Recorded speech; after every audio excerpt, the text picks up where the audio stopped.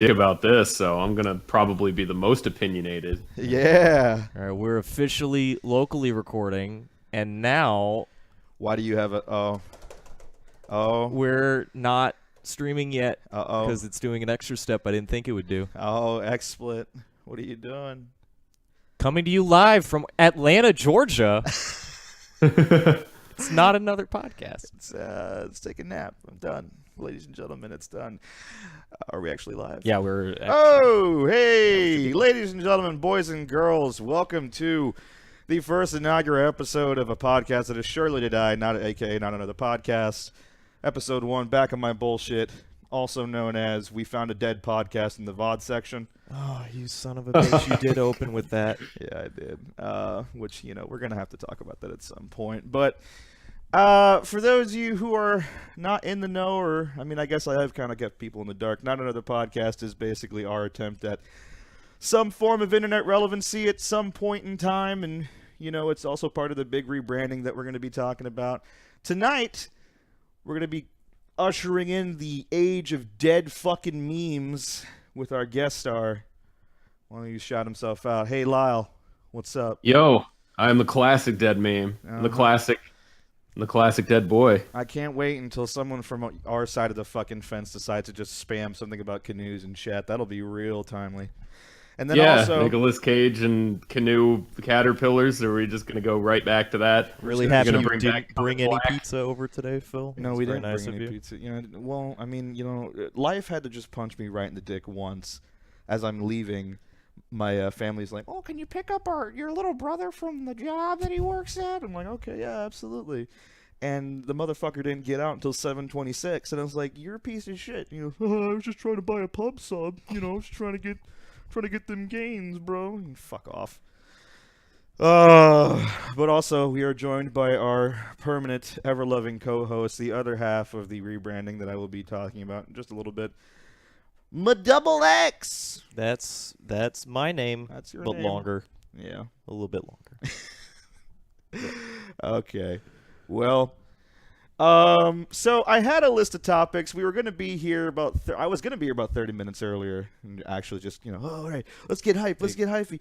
But let's just jump right into it. So, first off, let's just go kick it over to our guest.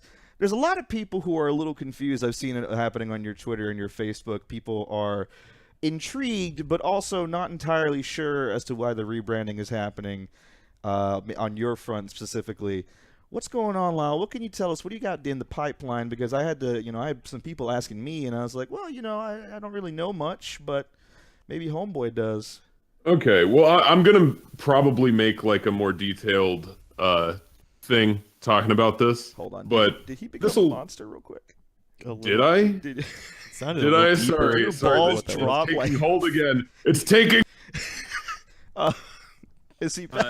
Have I returned to my To your mortal mortal form. form? yeah, Yeah. What the fuck was that? Is the That's strangest. sorry. That's just something when the veil of darkness closes in on me. I can't fucking help it. Oh boy. Okay, so I'm gonna make a thing more in depth with this, but this will give me a nice little chance to rehearse it. So basically, the short version of it's twofold. Number one, I know for a fact that I was on a number of gray lists specifically because of the name. Mhm. Because apparently when it comes to working with brands and being featured on stuff, you can show a corpse in the woods, but you can't have a rated PG swear word that you can see in any fucking CVS or drugstore or anywhere that sells shower products. Well, there's a negative connotation with it.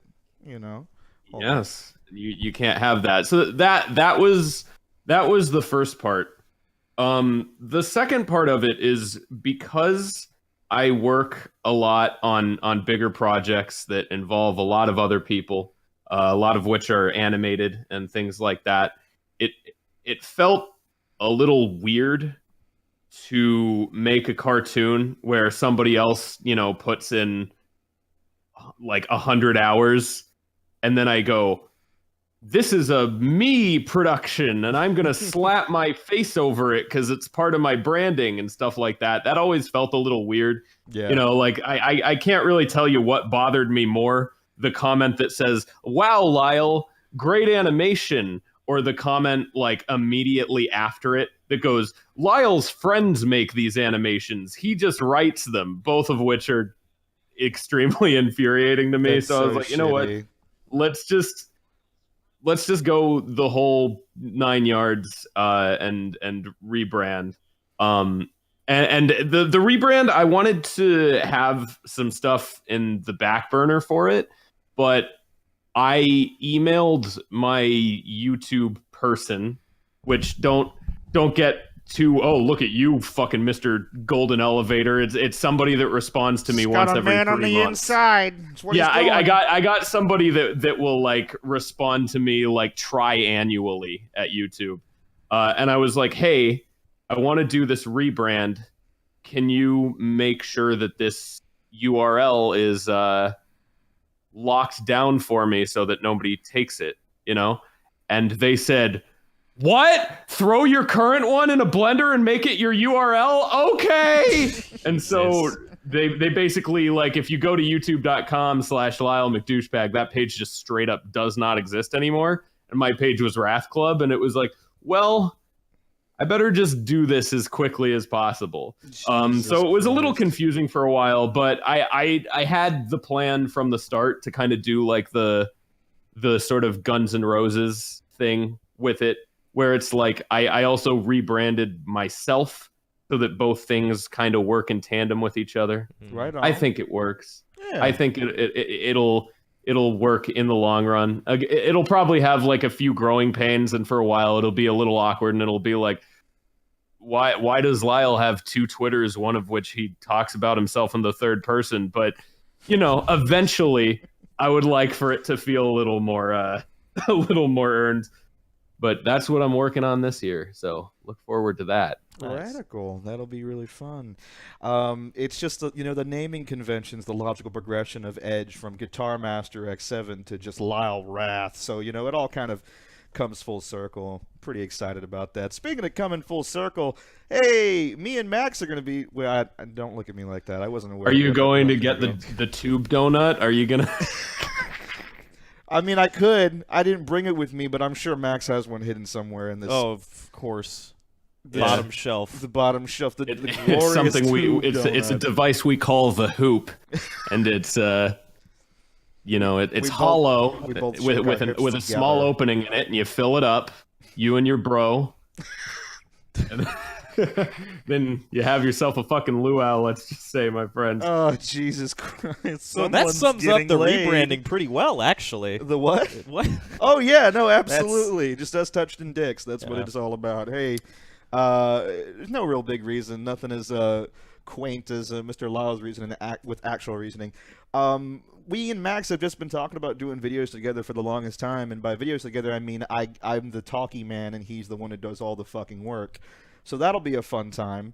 And we just talked about the idea of my name. I had an idea for Accidentally Hipster, or the Accidental Hipster. No. Years ago. It couldn't have been. It's- 2012, I think, when I locked the name down. Shit, that was 5 years ago. That was 5 fucking years Jesus ago. Christ. I locked that name down, and I just looked at him, and we were just. Some point it'll make sense, and I was just talking about like what we should name, like change the thing to, because it's not necessarily going to just be my channel as well. It's Max is going to have a huge impact on it, and I'm just kind of rebranding it entirely. And he looked at me and said "hipsters" on purpose, and I thought that was just absolutely Again, just a logical progression. logical progression. It all comes It was full never circle, an man. accident, Phil. Mhm. You do this on purpose. Every time. I'm gonna start YouTubing soon. See, here's Gwen reminding me of all the fucking egg on my face for the past 5 years, just consistently saying, "What was it? The first time I wanted to be JonTron. Now I'm not so sure anymore." That's You could entirely probably pick a I better could You're probably not- go down You're the not same feeling the exact ethno path. state, buddy.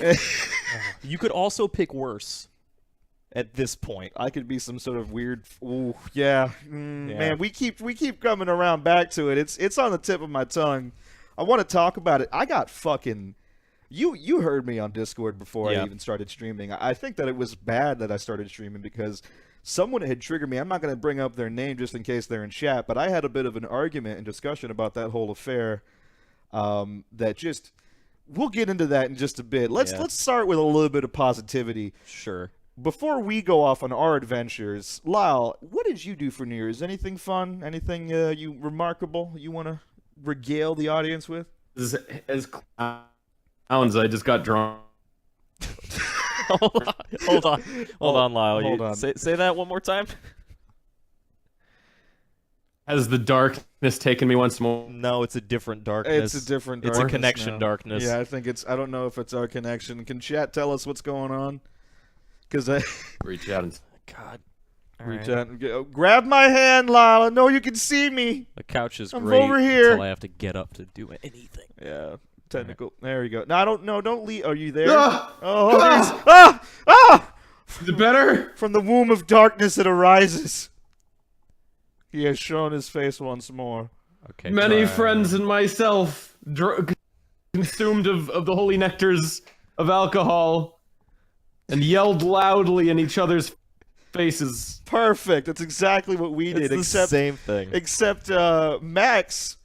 Max is I don't know if you've ever seen. Well, you've met Max in real life, right, Lyle? Nah. No. No. I swear No. you went to a MagFest and you might have met.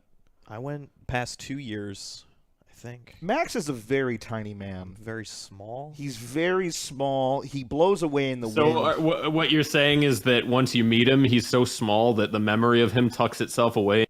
He's like my little. He's like. Remember it? Oh boy. Oh jeez. I hope that doesn't happen the whole time. Sorry, them technical difficulties. Ooh, you still there? Yeah. Yeah, you did the robot thing halfway through that. I was gonna say he's my little Indian in the cupboard, but I don't know how that's gonna play out now. Did you say Indian in the cupboard? Yeah, dude. Bringing it back. If we're using 2009 Skype. No, but I'm starting to think that Skype would have been a better fucking option at this point. Thanks, Discord. Do you still have it installed? Because we can switch to it. I maybe. I might. Do you want to? I can get up again. That's fine. I'll tell you what. I'll just sit at the desk. You sit on the couch. Yeah. And Lyle, you keep sitting on the West Coast. We'll be fine. Yeah. Get your Right ass on on. over here. We'll just go on some adventures. But Max is a very tiny boy, and I'm a very bad influence. And I didn't even get anywhere near as plastered as most of my No, friends. you just watched The Descent. Oh, man. I forget. There was a comment that was made where you looked me in the eye and you said, well, now I got to start drinking because this is just going downhill all fucking together. Man, I forget. There was a comment that was... There we go. Way to go. Oh, them technical difficulties coming in working on hard. it. Not with you, Lyle. We still have you. Now we're just hearing... I heard myself at Okay, least I do have Skype if we need 2 it. times over. We're gonna What try was it? Discord a little longer though. Okay, cool. What was it that you ended up... You were just immaculated... or not immaculated. Infatuated, that's the word. Infatuated with a certain brand of something. booze. It was Maker's Mark, I think. Someone... Maker's 48 46. whiskey. Nobody ever because okay, I've been to your house a couple times now, Phil, and nobody ever has whiskey except for like that honey stuff, which is fine, That's gross. but It's fucking gross. All Jack right. Daniel's honey is absolutely miserable, and anyone who drinks it's a fucking invalid. yeah. But no, somebody finally brought out something half decent, and I enjoyed it. Man, A good amount of it. man, little drunk Max running around. All he ever does Stumbling. is say a comment and then turn around and say, "I got social anxiety, by the way, so I'm not sure how that's coming out." I can't even feel it anymore. It's great. I have a mild form of autism that comes out only when I'm like balls deep in a Maker's Mark cup. So I'm gonna just go ahead and just let you know. Also, fuck you.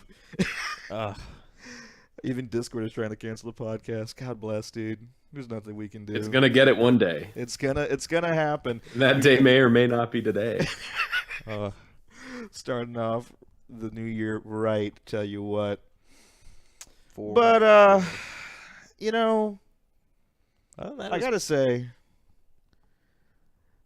even though New Year's Eve was a really fun time, 2017 was one of those years where it's like you feel like Could it get worse? And I lost. Did you lose hearing in your right Oh ear? my fucking! All right, from now on, I like how you guys are fucking going insane. It sounds like you guys are like deteriorating mentally, like you're losing control of your faculties. Yeah, I think that's Okay. probably the best representation of what. if this something fucking goes podcast- on, we got to use hand signals. We can't be this transparent. Who fucking I get- cares? Like at this point, who You even son of a cares? They didn't The hear room that. is It was slowly filling with the smell of gas. And When have you ever had like the vaguest sense of professionalism on a stream on any of my streams in any Oh, your regard? stream's none. Yeah, not like even there- a tiny bit. Not even the slightest bit. There it goes again. Not even the slightest bit. And the problem is that we can't even turn around and figure out what's going on their end, because it sounds probably fine for them, but like just the idea of losing one side of myself for half a second is a Yeah. little. That's an issue with the disconcerting. preamp, so that's not something they're hearing. Okay, cool. That's Yeah. fine. the Bell's palsy of podcasts. Why are we not? Wait a minute. Why are we hanging out in Phil's chat while he's not? Did you just stream to something else? Am I streaming? No. Yeah, I'm streaming on your channel. Reishi, you're a piece. I'm gonna stop looking at the fucking chat. Anyways, 2017 was one of those years that just you didn't think it could get worse, and then, boy oh boy, did it do! Did it do the thing that it just did right there? Ah, there we go. And Ah. it's gonna suck, It's and gonna you're just gonna have to deal with it. Let me I'm just- sorry. I'll take the fucking ear off. There you go. I'll just take the ear off. Let's not even worry about that. The joke is the podcast is canceled. Oh, jeez. I'll tell you what, though. If you're into Japanese video games, 2017 rocked it. Otherwise, Otherwise, it's a toss-up. It's a toss-up in the air. Is there anything remarkable that you want to regale us with? Anything that you thought was a takeaway from Video the game latest wise? year? Video game wise, pop culture wise, anything that you thought was genuinely good. A good thing that happened in this world, because oh boy, do I have so much negativity. popped up Okay, in so genuinely good. This is kind of like a backhanded genuinely good thing. okay. Well, I mean, okay, if we're just gonna go genuinely good, we got a new Zelda and a new Mario for video games, for culture. I've also heard that a lot of other games that came out in 2017 that I didn't play were apparently very good. But I think if there's one takeaway from 2017 I think was the year of just a little bit of like needed destruction. It was kind of the year of like the consumer revolt in both film and in video games. I didn't hear much you know, about film. What happened in film? Well, okay, film. I think the biggest example is that shitty Justice League movie. Oh, Like, oh, like God. 10 years ago, if you were to tell me, yeah, they're gonna make a Justice League movie and nobody is gonna go see it, and it's gonna do worse than the Superman movie because word of mouth has killed that franchise, I'd be like, you're crazy, right? How many Transformers movies did they make despite everybody saying they were shit? You know, like everybody kind of assumed to a certain degree that you could just fuck around consumers and word of mouth wouldn't be able to stop them as long as you buy the right ad space, as long as you know, Well, because it kept happening. you have the right properties and the right titles. You can just do whatever you want with consumers, especially video games. And doing a video game news show, you know, I started doing a show on Destructoid called Pre-Game Discharge. So I, despite not having the time to really play very much last year, I still read up a lot on, you know, what was going on. Like the Star Wars Battlefront thing. Like that, I think was huge. I tell Because you for so what, long- Bungie's gunning for that fucking crown right now, though. Yeah. Bungie's I mean, gunning to for a- that controversy crown. right now. I didn't buy Destiny 2, but I haven't heard nearly as much about Destiny 2 as Destiny 1. The thing about video games specifically that I really liked about this year is before, video game companies would do really shitty things and have really shitty business practices. Everybody would buy the game anyway. And then because they'd buy the game, they'd have like this sort of like, I've got to justify my purchase mentality. So they would buy this game that would have these shitty business practices that would fuck them over. Then they go on forums and everybody going like, hey, this is bullshit, they'd be like, no, it's not that bad. It's actually great that they did this. It allowed them to make a better game because they did this. And they would like, basically do PR for these companies that were fucking them over. 2017 was the year I saw that stop happening. And the Star Wars game, I think, was the biggest example of that. Like, if that happened in like 2013, I guarantee you there would be people online saying how like Star Wars Battlefront 2 is great and the loot boxes are the reason it's great and they allowed them to make the best game. And, a part of me always feels like it wouldn't even be possible at that capacity. Then again, Evolve was a thing, and the whole Evolve controversy back in the day. I don't know if you remember that game at all. It came with $90 day one DLC, which was unfucking heard of. We always give Western companies a whole lot of shit, but you and I both know, Max, that fucking Koei Tecmo with that bullshit ass DOA 5 meeting out. The game's free. What do you? Barely. No, fucking barely free. All right. Sure, it costs like $2,000 to have everything, but you don't need too many Santa costumes. I Just need the good all ones. the fucking costumes. I need each and every single one of those fucking costumes. No, but in general, but I mean, sorry, go ahead. especially when there was a game with like a name like Star Wars attached to it. I mean, when it was like a new up and comer like Evolve, yeah, people will be like, "What the fuck is this?" But when it's a brand or like a game with a associated to a series that they liked, people would defend that shit up and down the walls, and it kind of just made the industry a place where they were like, "Oh yeah, we can get away with anything." This was kind of the year people started like putting their foot down and going, "No, you can't." It's time to start the Bolshevik Revolution, boys. Yeah. I'm going commie the moment. I went commie today when fucking corporate took my paid holidays. That's what I just learned today. My job they just took away my, no, not congrats, that's bad. No, I mean to you. Oh, for yeah. throwing away your capitalist shackles. Yeah, I guess exactly. I'm gonna start throwing pipe bombs to rich people's houses. That's a good next step, I guess. I mean, where else do I go? But consumer. I've always talked about it. I think me and Max actually had a huge discussion about it with the Final Fantasy 15 season pass, which I want to say, after playing the Ignis DLC, I stand not corrected. What's the other one for it? God, I'm forgetting all these words. Whatever, I was right, because that Your is some point shit. was elevated. Yeah, the Okay. only fucking DLC worth anyone's effort or time was maybe Comrades, which was good for a day, and then the Prompto DLC because he's best boy. Okay. And that's really about it. Lies. No, don't fucking look. Gladio, did you play Gladio's DLC at all? I didn't beat the game, but Gladio has abs that don't quit. and- Oh, you slut! You fucking thought. Gladio, okay, if Gladio and Prompto got in a fight, Prompto would punch Gladio in the abs, and then Gladio would flex his abs and crush Prompto's frail hand. Oh, dude, Prompto's a power bottom, no doubt, but that doesn't mean he's not best boy. He can Yeah, be but best he'd boy be and best also boy power with a bottom. fucking broken hand. Can't even fucking touch his googer.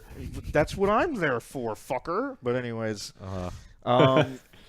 yeah, no, I do think that finally the idea of people waking up to the fact that they actually can say something with their money, and instead of sitting there and making petition after petition and going, it'll do something, like, the corporations don't necessarily listen to the quote-unquote backlash from petition. They listen when someone fucks with their profit margin. Yeah. And even though Star Wars Battlefront ended up making some money this year, the fact that like a 2 million sale deficit is in the forecast is huge. That is a monstrous fucking loss. Yeah. And that's a great win for us, because it just means that, like, on some level, EA might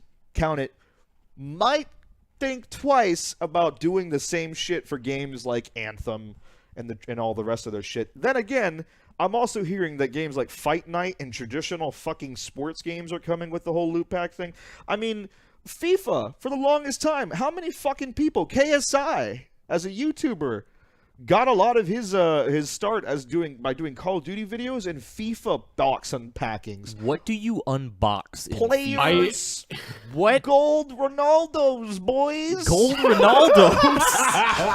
Gold. No, I will say the culture of like the Counter-Strike Go like crate unboxing, That's like the most sociopathic corporate thing I think I've ever seen. Yeah, who the fuck would do Like that? I'm just imagining like a boardroom full of businessmen like jerking each other off watching these idiot YouTubers like spend thousands of dollars to make a video to like unbox virtual knives. They Yeah. made Activision loved it so much they made it a fucking in-game mechanic. Did What? you know that? No. In World War II, Yeah, I did. you have to watch other people open up their loot boxes if you're in their party. What? Yeah, and it falls onto Normandy Beach. I really I want to just if I was a more well let's be real, if I had access to this, I would love to see like a room full of World War II veterans just react to seeing that. Was it the Fine Brothers? Let's call them up. Yeah. Yeah, get the Fine Brothers to make World War II veterans react to Call of Duty World War II loot box That's openings. like when they made the actual Yakuza play Yakuza. Yeah, but and they were like, "This is so inaccurate and offensive, like borderline offensive." Oh my god. But hey, I wasn't on Normandy Beach. I don't know if loot boxes actually fell from the sky. History books might be lying. Maybe Activision knows something we don't. Maybe yeah. Maybe. They got Probably, yeah. Their fucking finger on the pulse with that one. I'll tell you what. Man, Destiny 2. I wanna air out my grievances. I think I've done this a numerous amount of times, but it's still gonna hurt me. It's gonna hurt me because I did it. I let it happen again. Yep. Well, not again. I went into the first Destiny knowing full well what I was getting myself into. When I played that alpha and then the subsequent beta and then the subsequent open beta, I knew that Destiny 1 was not going to have anything worth my while. And when I picked the game up and I beat it to fucking death, and I looked at everyone who was still playing it like, guess what? There's nothing to do. And then they all looked at me like, well, you're just fucking, how do you beat games so fast? Blah, blah, blah. And then a week later, I get the same people turning around. Yeah, there's nothing to fucking do. He's like, no shit, idiot. I don't think I've ever been like subtweeted in person before. Like If I could eat the entire time I was glaring at your Discord photo, the entire time I was just fucking giving you the meanest of mugs. But you know, I got into Destiny 2, and Destiny 2 is like they know what they're doing. In the sense that they front load the game with all the fun stuff and then slowly eke out until it just pops like a fucking blister. And you're just like, oh, okay, there's no game here. There's nothing. And then the raid finally came out, and oh man, they have ruined. Just from a pure like mechanical standpoint, that game is just fucked beyond all belief. That game is just miserable. I did the actual smart thing and just didn't buy the second one. I was like, if people are still telling me, because obviously with social games like this comes out, all your friends are like, oh, what are you getting it on, or like, are you gonna get this? And it's like, well, here's my new policy is I go, I'll see if anybody's still talking about this like 2 weeks to a month from now. And if they are, I'll like Overwatch or something. I'll be like, okay, this is worth getting. I'm still playing Overwatch. Yeah, I mean that's the quality of Overwatch that I think the people that are like, oh, what's so great about it? It's like, well, I mean, it's not a great game, but it has like a shelf life that's, you know, people will be playing that probably for at least another couple of years. Yeah, absolutely. But yeah, Destiny 2, I stopped hearing about it like immediately. And then the only time I would hear about it was when I was researching for pregame discharge, and it was always like, in Destiny 2, they fucking took out content that was in the original game, and you can't get it back unless you buy the DLC and shit like that. It's just like, oh boy. Destiny is, or Destiny 2 is probably, it's like everything wrong with the game industry just kind of packaged into one thing. Mm-hmm. It's just, and I'm just talking purely from like a business move perspective.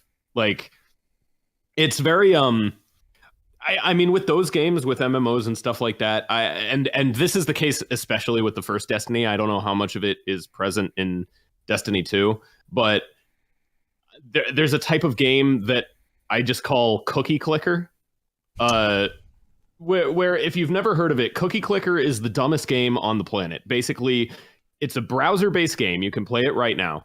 You open it up, and there's a cookie, and you click on the cookie, and a +1 comes out of the cookie, and you have 1 cookies. You click it again, you have 2 cookies. You know, every time you click the cookie, you get a cookie. And then you can spend cookies to buy things that will click the cookie for you, and things that will multiply how many cookies you get when you click the cookie. And as you get more and more cookies, the amount, the amount of cookies that you end up getting ends up in the billions and trillions. But to get more upgrades on the cookie, it takes longer and longer. So yeah, you're getting 1 trillion cookies a second, but it takes 90 trillion cookies to get a thing, as opposed to like 5. And basically your goals just get spaced out more and more as the number ticks up. There is a type of game, and Destiny is absolutely this type of game, that's basically just Cookie Clicker. It is a skin for Cookie Clicker. It is a first-person shooter built upon Cookie Clicker. So I tend to grannies. Yeah, well, I mean that's the official name of it is a Skinner box, but I like to call it Cookie Clicker specifically just because it's a little more condescending, and I'm not a nice person. But hey man, I turned on Cookie Clicker halfway through the Destiny 2 raid, and I had way more of a good time doing that than I did. Yeah, well, I mean, I would actually recommend that everybody plays Cookie Clicker just to see what your lizard brain will latch onto. You know, I think that psychological phenomenon is something that you should be familiar with in yourself, not because it's a good thing, but because you should be able to recognize it when it's happening. Absolutely. And so, yeah, with Destiny 1 especially, that game was very much Cookie Clicker, and I don't doubt that Destiny 2 is the same thing. If I were a betting man, I would bet that they don't change that. But the sinister, part of a lot of those games is they use that same kind of psychological trick as Cookie Clicker, but then they'll throw little things to get your money out of you once you have that psychological addiction, which is a little creepy when you consider that these are made for children. And especially with the whole loot box thing, then there's like a whole other can of worms with like, okay, well, it's got the same kind of psychological implications of like a slot machine, and it's using real money. So it's like, I personally, like, if we're gonna have something like the ESRB, I think any game that has a mechanic like that should be rated M. Okay. Just because that's probably a lot worse for kids than like some swearing or some blood. Well, I know Hawaii, for whatever psychologically addictive gambling mechanics that use real money. I don't know. That's like actually dangerous. I know Hawaii, for whatever reason, is attempting to really put the fucking screws to the game industry with that nonsense. It's like Hawaii and I think Belgium. China actually forced Overwatch to fucking post up their loot box numbers, statistics, which really doesn't change much when you think about it. It's like you can look but at those numbers, like, well, I'll be that 2%. Yeah. It's like, no, you're not. It's like people who keep still playing the fucking lotto for years, and they pour in about as much money as they would have probably won. But 2017 was the year that the game industry was that creepy boy that you go on a date with in the movie, and he's trying to feel up a little bit until he gets full dick in the popcorn crazy, and you're just trying to have a good time watching the movie. That's what 2017 was for me. Yeah, but it was also the year that the girl walked out on the date. Yeah, exactly. Everyone's, I mean, like you could see the game industry kind of testing the waters with certain things, and everybody was like, "Don't fucking do that." Shadow of War, which was actually I've since played Shadow of War. Since okay, let just quick divulsion. Me and Phil, this is when Phil was out here for TwitchCon. Me and Phil got a little tipsy one night, and I decided to boot up Shadow of War because it came with my my graphics card. And I played it for about 5 minutes, and I was just mashing the X button. Like I literally took my other hand off the controller and just mashed the X button. And I killed like 20 orcs, and I just turned it off, and I was like, I don't want to. But once you actually get into the game, it's better than that. It just has like a very weak opening before they introduce all the various mechanics. Anyway, Shadow of War was where they tested out, can we put loot boxes in a single player game and get away with it. And I'm not exactly sure what the jury was on that one. I think people But are I- just People in were general not happy people were about it. pissed off because of what ended up occurring was the fact that yeah, you didn't have to buy the loot boxes. You can grind it out, but in order to get the true ending of the game, you could buy loot boxes and make it better. You can make that grind a better experience. You would not have to spend Yeah, there's countless also hours. there's also like in-game currency and stuff like that, and I always found it to be like good enough. Like the game will explicitly tell you like, oh, these orcs that you have, they're not good enough. They're gonna lose this raid, and then they totally don't lose that raid. But buy the loot box though. it does get to a point where it does try to fucking freak you out and get you to buy them, but you don't really have to. But the fact that they're there is very frustrating. Yeah, it's that you game can, and you can Origins. tell that it's like, oh yeah, there's stuff in this game that you blatantly like. It's blatantly made more difficult to get when you spend money, and that's the other thing. Like anybody who defends these things are like, oh yeah, you could just avoid it. That's not what I'm doing here, because it's like the thing about it is when you add something like that to a game, you always have to kind of counterbalance it. So it's like, what will make people want this? So for example, when they took the loot boxes out of the Star Wars game because of all the backlash, they had to rebalance the shit out of the game, which kind of just proves, yeah, this thing was completely balanced around trying to milk money out of people. Yeah. Ubisoft with that slow creep in the background with their loot box on Origin until they saw what happened with Shadow of War, just to turn right the fuck back around and come back with something a little less fucking offensive. Still there. Still but there, less offensive. but, you know, I people mean- did call it. I've heard nothing but like generally good things about Origins, but Yeah. every single review is punctuated with, yeah, but it'd be better if the loot boxes weren't there. Yeah. It's like, yeah, it'd be better if this game didn't make me feel dirty when I play it. Yeah. I think the problem is that, you know what, I genuinely don't have a problem with, like, this weird thing happened in, I think Bandai Namco tried this shit out with, believe it or not, Tales of Vesperia, of all fucking games. And what they did was they turned around and for a small fee, I think it was like $2.50 to $5, you could level your characters to max. All of your characters could be max level. And you could just give them all max arts and max skills. And I sat there and I thought, that makes no fucking sense.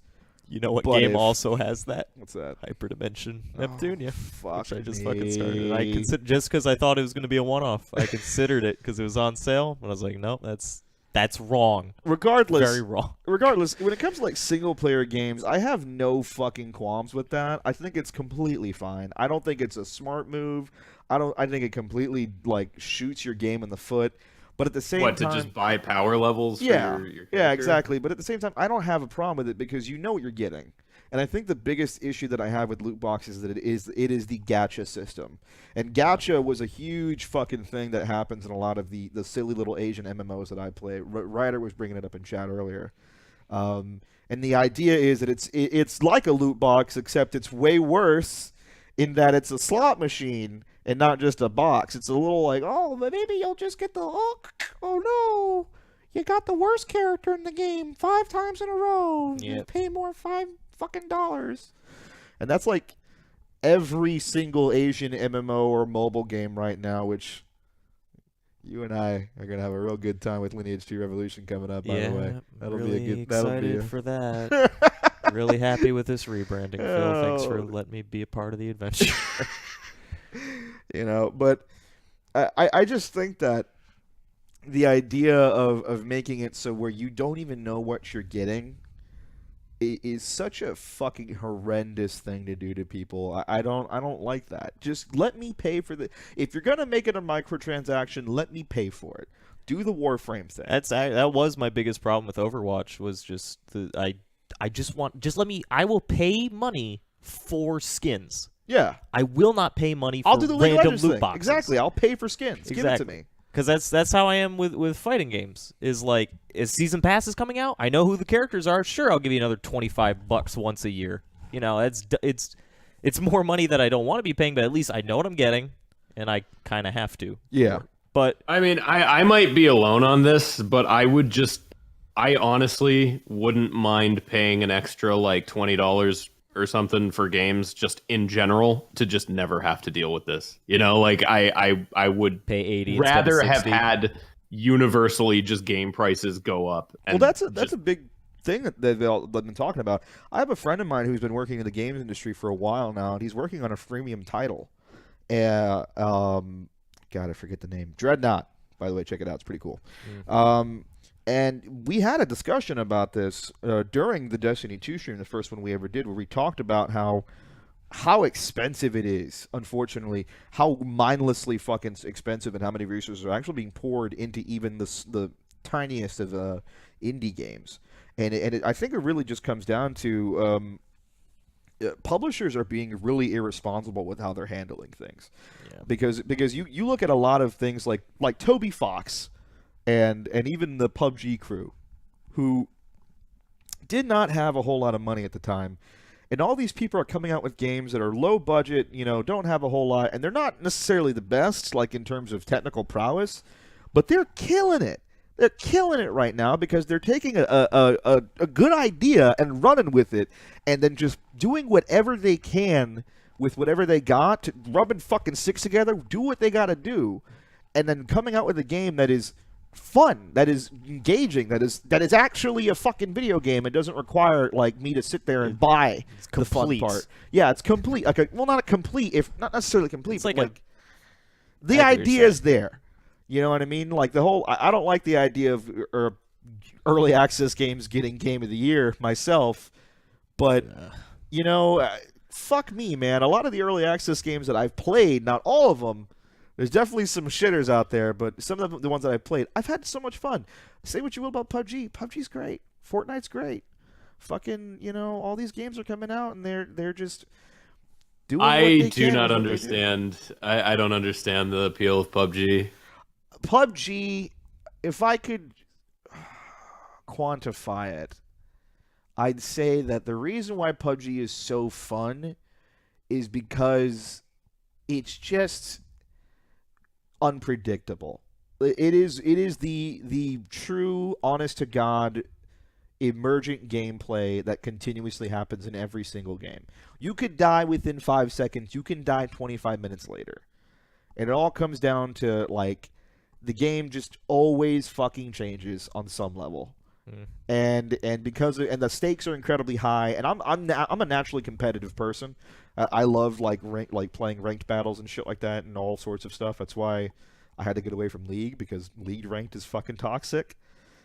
But PUBG is just inherently competitive by nature, and it's so fun to have, like, the core concept and core loop of running around finding shit is not the fun part. It's the fact that I don't know if someone's in that building, and I don't know how many motherfuckers are in that building, and I don't even know if the same motherfucker left someone there as a decoy so he can go up on the mountain 300 meters in that direction to take me out with one weapon wearing a fucking ghillie suit, and we're getting shot by that guy, and he has a fucking like sight on us, on all four of my dudes, and we're just sitting there running around like crazy people. I think one of the best times I had in PUBG was we found like the last squad that was sitting there, and we ran, and I was like, fuck it, I'm bored, and I ran over at them, and I started shooting into their direction, and these motherfuckers got so scared they fired into their own group, and they just kept killing each other one after another. And there's not many games in which you could put the fear of God into someone to a point where they vividly feel it. Like it's a different kind of experience that I think is a little overrated, but it's definitely one of my favorite games of 2017. Straight up, not my game of the year, but definitely one of the most fun I've had playing a game in a long time. Have you heard the news? What's that? As of today? What? Paladins Battlegrounds. What? The Paladins team is taking. I don't You know. mean high res? High res. Yeah. Well, of course, High Res is Yeah. doing something in the battleground. Of course, High Res is making a second-rate version of a fucking popular game. Well, but here's the of thing, course, is, High like, Res is doing the thing. But it solves my one problem with PUBG, is that it's not. I want crazy dumb shit happening more. Like, I get the realistic military thing. Oh, okay. You want more of a cartoony vibe to it. Hell yeah. I want the hero shooter version of PUBG, and that's what they're making. It's I want PUBG, but with more colors and cartoon for my autism brain. I mean, you probably fucking hit the nail if right it in the ain't head. 2D, it ain't for me. Jesus. I don't oh my blame you. Christ. No, I don't blame you. Yeah, actually. Like, I would love a melee only understand it. version of PUBG, Ooh, that'd but be I'm fun. not like make Battle Royale the Battle Royale game. Well, that was chivalry, and that fucking failed. Oh well. You didn't have 100 people running around on No, that on is an true. island. That is true. That is very true.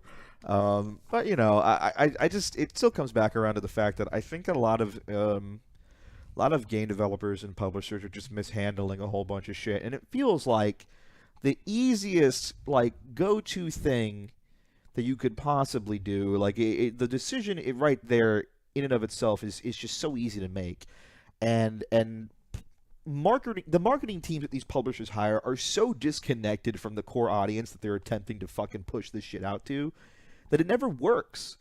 Everything that they attempt to do, everything that they push forth on like the developers to kind of be never fucking works. Remember all that like that cringy as shit Titanfall 2 fucking marketing campaign talking about how bad Titanfall 2 came out 2 years ago now. But like their whole thing was that Titanfall 2 is like, oh, we're gonna be so much better than fucking Battlefield 1. Blah blah blah blah. Well, they had to survive. Yeah. Well, From no, the scraps left no, they didn't behind have during to that. survive. All they needed to do was present like, hey, it's a different game. Yeah. It's not like it's the next best shooter. It's not the next best shooter. It's a different game. It's a niche fucking game. Sell to your Titanfall niche. 2's campaign was fucking legit. Titanfall 2's campaign really is one of good. the best shooter campaigns of all time. Straight up. Say that without even a shadow of... You fucking played it, didn't you, Max? I don't think I've finished it. I Did you think get to the part? The real yes, part? The time? level is probably one of the coolest levels in an FPS I've ever played. You know Yeah. what handled that terribly? Dishonored. But whatever. Don't even remember that. Oh, man. Regardless, I got to say, just ending off at 26, because we're going pretty far in, and it's like, what time is it? We're about an hour in. To end off the whole video game thing, or for 2017, man, this year was front-loaded with killer after killer after killer hit, man. Resident Evil 7, Yakuza 0, Nier, Persona 5. If you were, like I said earlier before, if you were into Japanese games, this was your year. This was the year of the Japanese comeback. And we talked about it the 2016. We're like, this is it. This is when Japanese games finally stop fucking around. The console market blows up. And these games are going to sell millions of copies. No one believed the us. Switch, dude. The Switch has Fastest been selling doing in history. fucking great. Yeah, can I just say one thing about the Switch? I really like that the Switch is getting successful because I hope that it inspires people to just make more stylized games and not just blow all their budget on making something with like hyper realistic graphics. Absolutely. I feel like that's why a lot of games are like either bad or short now. Is because they're putting so much effort into like, oh, the hair tessellation and shit like that. Like the Switch is just like, it's underpowered, so it's like, okay, fucking stop that, just make a good game. Like the fact that Final Fantasy VII was just a bunch of fucking JPEGs and every character had like 6 polygons, but that allowed them to make like this big like that game is fucking long. Yeah. And it goes places. And that was you still know? considered like a technological advancement. I mean, Yeah. it's one of the main reasons why remake's going to take so fucking long because goddamn, that game is dense. Yeah. That game is fucking like people turn back and they're like, "Oh, what about Final Fantasy X?" Final Fantasy X, everyone gives Final Fantasy 13 shit for being a straight line. Final Fantasy X is a line with curves. That's it. There is such like Final Fantasy X is the only one I've actually beat, by the way. Yeah, because it's a fucking linear ass game. There ain't much to do other than fucking beat the story. Don't let anyone else tell you otherwise. They're lying to you. You can play Blitzball. Fuck off. All right. You can play Pogs or whatever. Oh man. But on just and then the fact that like Nier, a title by a guy who's never had a win. Nier A had no platinum right game. to be as good as it was. Nier had no right to be And as it- good as it was or make as much money as it did. 2 Yeah. million plus copies. Yeah. Insane. That means that, and then Square Enix turns around and says, let's make a franchise. That's a passion project of a lifetime. That's the one where everyone turns around and is like, no, we just want to make it. Platinum was like, no, we're just huge fans of Yoko Taro. We want to make it. And Yeah. Yoko Taro's like, I just want to set the world on I fucking just want fire. cute girls running around in Lolita costumes. That's it. You want a marketing campaign? It's Yoko Taro asking for people to send him 2B lewds. That's all it is. It's amazing. It's the best. What a hero. It's like, why did you make 2B wear that? Because I like cute girls. Like, oh my god, fucking amazing. And then Resident Evil 7. Oh man, as a survival horror fan, it was so good. Fucking sitting down and Capcom just taking off a limit. Well, actually putting the limiter back on, kind of letting things fall back a No little one bit. punched a boulder. No one threw a missile at somebody. No, that was the Listen. DLC. That was the DLC. I'm not saying I didn't miss it. was fucking legit. Huh? Chris Redfield was a man. Chris Redfield is still the man. Yeah. You Not as fucking much in know it. 7, but well, no, technically in 7, in his DLC, you can stun him and still punch the motherfuckers. You in the only face. need to shoot the what are they called? The molded once, and then Chris just punches their heads off. Yeah, but that's not as fucking ridiculous as the other DLC, where the brother of I think his name is Joe Baker, the brother of the main antagonist, goes back to find his niece. And you don't get weapons. You're just hand-to-hand, fist-fighting, MMA fighting motherfuckers. The thing ends with you finding a rocket-powered arm that What? you can use to charge and fuck shit up with. I need to go back and. Well, it's a you have to pay for the DLC. But Yeah, it's I also don't have the game anymore, so I got to pay for a lot of stuff. Joe apparently. Baker's the fucking All right, man. 2017 Game of the Year. What Nier. was it? Near for Not sure. even for sure. Not even a fucking contest. Like everyone else was amazing. Persona 5 was one of the best JRPGs I ever played. Nier made me cry. Nier made me cry bitch tears, and it made me think about what it means to be a human being and to be a video gamer. I Like, need to straight finish up. Near. Nier's Yeah. Nier ending E's the fucking best ending, and guess what? It's all a bunch of it might as well just be a bunch of text. It's the best ending. That's all I'm gonna say. All right. Lyle, what do you got? I would say mine's probably a toss-up between Mario and Zelda. Ooh, yeah. Zelda, if I I have- fucking had a Switch, that'd probably Zelda, been I up there have a too. little bit more of a love-hate relationship with, but I feel like it did some riskier things. Mario was more solid throughout, so I don't know which I'd give it to, but I don't know. I guess safe choice would be Mario, but wild card would be Zelda. I'm being corrected here. It wasn't rocket powered. Yes, no, it wasn't rocket powered, but it was still a fucking robotic gauntlet in a swamp Damn. that you could use to do charge hits. Well, maybe And if I had EX played that, moves. that'd be my Game of the Year, but no, I Yeah, have to probably. give it. Persona fucked with my perception of time because I beat that game in 3 days straight.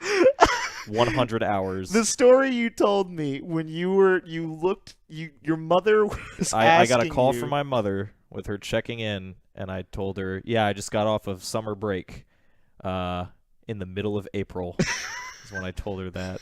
And that's when I realized that You my were- life was fucking over. you fucking party in the game. You party in real life. That's it, dude. Oh, it's so Wait, good. did you just say that you did 100 hours in 3 days? No, he did. No, he it's did okay. 50. Okay, I know the math doesn't add up. He did. Yeah, about I was gonna 30. say like that. Literally, like you might have been caught up in a roaming black hole. That was pretty The much. time passes differently in the metaverse. That's no, I did 50 hours in 3 days, and then I finished the game with 100 hours by like the end, by like a week and a half. So it was still a pretty crazy gauntlet. Yeah, I still got to play that one. I bought it when it came out, and it still hasn't left the box. Seems to be turning a lot of people on to JRPGs that like turn-based. It's the easiest one to get into by Yeah. far. I think that a lot of people who hate turn-based are probably more. They should probably be more inclined to play this one because it's so fast and not in the fucking Final Fantasy 13. Let me play the game for you. It's just that like at certain points, you know, even the idea of like hitting the one button weakness thing. Yeah. Amazing quality of life thing. Because Yeah. once you find out the weakness and you're just, I want to fucking filter through the trash, one button weakness, boom. So good. It's also aesthetically probably the best game I've ever played in my life. Just in terms of a overall theme and sticking to that theme in the UI, color palettes, music, story theme, like everything. If That there's- game is cohesive as fuck. If there's two people whose brands I want to pick apart from like a masterclass standpoint, it's the people who were in charge of the Guilty Gear graphics engine Yeah. and the art designer for fucking Persona 5. Because when you open up a menu and you're just hype scrolling through fucking menu options, and it's like you're sitting there just enjoying, like, everything pops and has a reason, and it's all in excess, but it's so beautiful. And you don't need it to happen. None of it is necessary, but god damn it, the most mundane thing, like, oh, I gotta write something down, like doing the save thing. Oh god, it's all great. You hear what happened to Austin? Smashing veteran for everybody out there. He played it. He got through it pretty quick, and not as quickly as me, but he would turn the game off and still see the UI just because of how bright and vibrant everything is, to the point where he thought he did serious damage to his vision.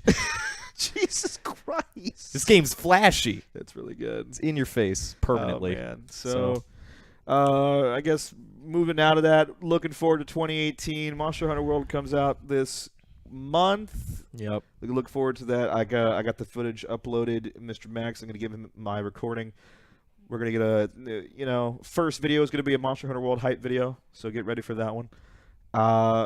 Then Fighters comes out the same day. Fighters either the same day or a couple days after. I'm not sure. I think it comes out on Friday. And then reportedly, according to Square Enix, fingers crossed, sometime near the end of 2018, we get to finally hop off Nomura's wild ride and play fucking Kingdom Hearts 3. I don't know if that'll happen, but... Oh, and Death Stranding might actually fucking show up, apparently. Show up, not come out. My fucking hipster.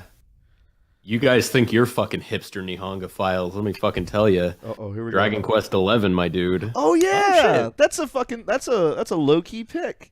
A lot of people are really in love with it, and the thing is, I think they might. The reason why it's taken so much longer is because they're doing the Dragon Quest 8 thing, where it doesn't have voice acting in Japan, but I think it might have voice acting for the U.S. version, which is such. Did a Dragon weird... Quest 8 not have voice acting in Japanese? No, it didn't. It did not. They added voice acting at a later date. That's interesting. Yeah, like Dragon Quest 8, like for the 30 people that played it, is one of the most like just solid, straightforward. Like I think that's probably like my my Earthbound or my Final Fantasy 7, where it's just like this is just it's super quintessential. It's just a turn-based RPG.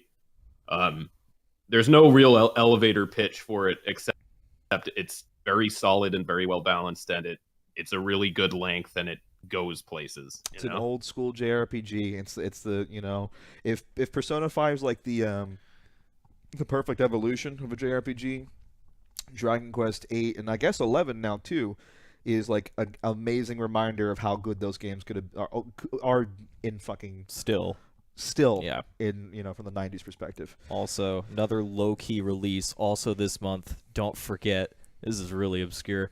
Under Night in Birth EXE latest, one of my top games last year, just in terms of fighting games, comes out this month.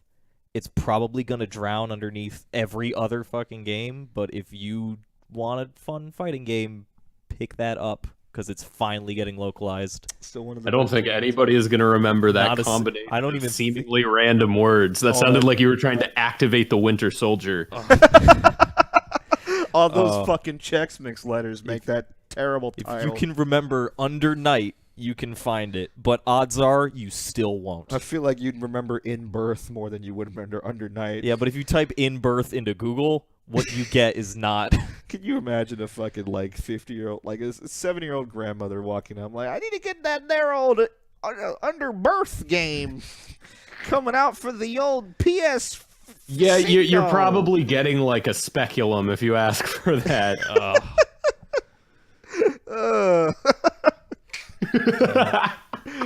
Oh man, other than that, yeah, 2018. I mean, positivity, talking about all the cool things that happened in 2017. I don't want to get political. Man, are we just right. in a fucking like? Oh, okay. We're gonna die. We're gonna fucking die. I just try to detach from it at this point and see Earth as like a big sitcom. I have a theory. I think that at some point, when the Large Hadron Collider was turned on, I forget what year it was, the whole of humanity and reality kind of actually tore itself apart, and the gods of space and time realized how fucked this would actually be, but the reality that we were in was destroyed, and for whatever reason, the only feasible one that they could pull from in order to recreate the world that we live in now was the Simpsons timeline. So now I think that we're living in an actual cartoon and Matt Groening is a fucking prophet. Because everything that's been going on, I mean, there's a video, this guy goes through a whole fucking thing. I forget the goddamn... I'm sure a lot of people. The Simpsons did it first, as is a very common. Yeah, thing. but like we live in a fucking cartoon, man. Yeah, and it's about only that. getting Yeah, it's crazy. Like the fact that our fucking president is literally threatening to nuke North Korea. That's like something somebody would write as a Trump joke like 3 months ago, and it's real. But no, Yeah. I also have a little bit of a theory that like part of this is just we're so overexposed to it, like with social media. Because if you look at like George W. Bush, like he got us into a ground war, and there was probably less of an outrage over that. So I do wonder if it's just part of it is just because we're fucking plugged into it. Oh yeah, all the we're time. all interconnected as fuck. I mean, messages can get sent out within the span of like a second. Yeah. You can have like the most bold accusation or even lie, and people will accept it as a truth because it's told by someone who may or may not be. Or Twitter verified. Yeah, I just shared a fucking set of pictures today about that whole Oregon thing. I thought it was about. Apparently, it was illegal. I didn't know this. Apparently, in other states, it's illegal to pump your own gas. What? Yeah, in like New Jersey and I guess Oregon for a while, it was illegal to pump your own gas, and they made that so that it's now you have to pump your own gas, and there's a huge fucking backlash of people talking about how they should let professionals do it. I fucking love that. I fucking love like there's one post in particular, and I tried to find it and I couldn't. But it's a post from somebody like, "This is unsafe. I almost killed myself pumping gas." Like What? How the hell are the rest of us getting by? That's the Trump administration right there. Are the people who can't pump their own fucking gas? That's who voted for them. Right fucking there. Oh my god. He said he wanted to create jobs. Maybe this is it. Just freelance gas pumpers. Just hang out in front of the 7-Eleven. Oh man, now I just want to make like a whole thing about that. Like this guy who's like one of the greatest gas pumpers who ever lived, and he's just dual wielding fucking gas things. Gas kata. Just fucking. Oh my god, man. Jesus Christ. What a fucking... But I shared this post on Facebook, and the first thing I said was, please let this be real. And I didn't like look at like the intricacies of each thing, but it's a little collage, you know, of people just fucking up in general with like you'd think that like the idea of pumping gas is not like super difficult until you see these people. So you see the other side. Until you see the other oh, are you side of talking it. about the person like squirting it into their? Yeah, into their fucking car, like aiming Yeah. it in like a Because hose. you see, for some people, this is like an episode of Black Mirror. they took away the gas pumpers. Hang the pump. No, it's. By the way, can I just say, have they just straight up run out of ideas in Black Mirror that aren't human consciousness in a computer? Yeah. Like I every haven't every watched single the new episode season. of this latest season is human consciousness is in a computer. There's like 3 that aren't. Uh-oh, spoilers. No, I haven't seen season 4. I know that the Hang the DJ one, the one I was referencing, I guess that was the one that many people were like super into, but that just ended up with that. It's the Matrix. Like, I watched one episode of Black Mirror with Jesse, and I think it's the episode where like everyone gets told to like beat the shit out of each other by like a troll face, and it ruins someone's marriage, and says, "Just kidding, this could happen to you," and it ends. I think that's the only episode I've seen. Black Mirror is strange. Yeah, I like Black Mirror a lot. I wasn't super into the like. I would say if you watch like the first 2 seasons, just stop after Black Christmas if you want my actual recommendation. But it gets they bring it overseas. Like it started as like a European show, and then they kind of, I guess Netflix picked it up, and then it got really like commercial, and I don't know. It's a little less cynical now. As always. Yeah. Yeah. That just seems to be the case.